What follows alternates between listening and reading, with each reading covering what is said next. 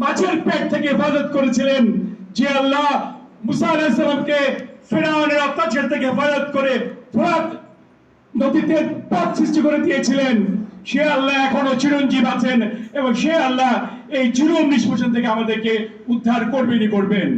আলহামদুলিল্লাহ, আপনারা সবাই সাক্ষী। গত ৩৬ জুলাই ২০২৪ আমাদেরকে আল্লাহ সুবহানাহু ওয়া তাআলা সেই দিন উপহার দিয়েছেন।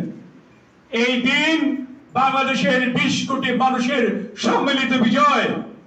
এই বিজয় কোন একক দলের নয়, কোন একক গোষ্ঠীর নয়, কোন একক নেতার নয়।